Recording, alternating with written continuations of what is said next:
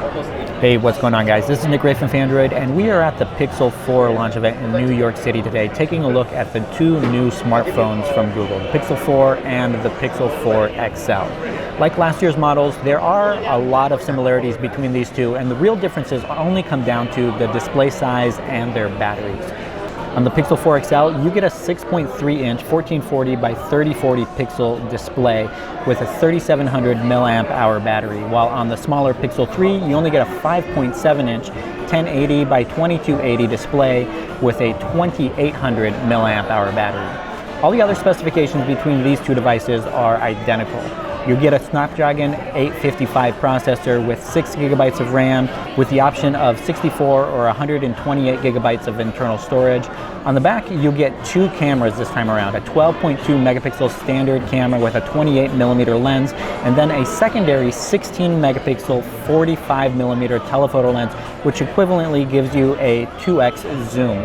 On top of that, Google's also doing computational photography when you pinch in to zoom as well, even if you go past that 2x mark, so that your images turn out better if you do that than if you simply crop in on your photos later on.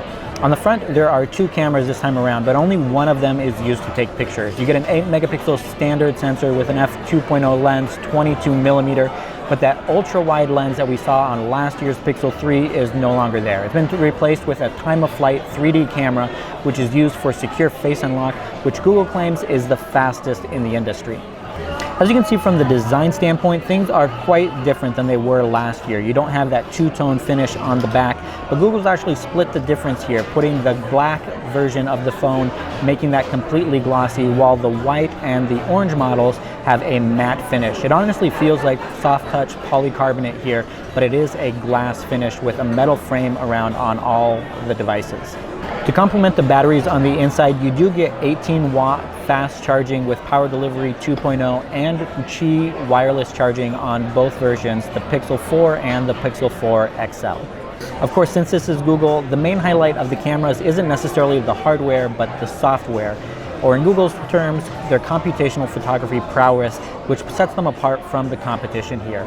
The main highlight, though, this year is the inclusion of astrophotography for the night mode, which allows you to take incredible pictures of the night sky, allowing it to capture all the stars in the image while also pulling in the background and the scenery in the shot as well. The computational photography here has gotten a lot better than last time, and Google's actually giving users more manual control this time around as well, with different sliders to let you adjust the brightness and the shadows in the images so that you can compose the image exactly how you want, if you want it to be silhouette of people in the background or simply brighten up the entire image on its own. And to improve white balance, they're also using the same machine learning mechanism that they used last year with the night sight mode, which allows the phone to paint in the correct white balance on top of subjects by identifying what they are rather than simply taking a look at the image itself. The other highlight here is the inclusion of Google's Project Soli radar sensor, which they're calling Motion Sense. This allows users to control the device with a couple of swipes.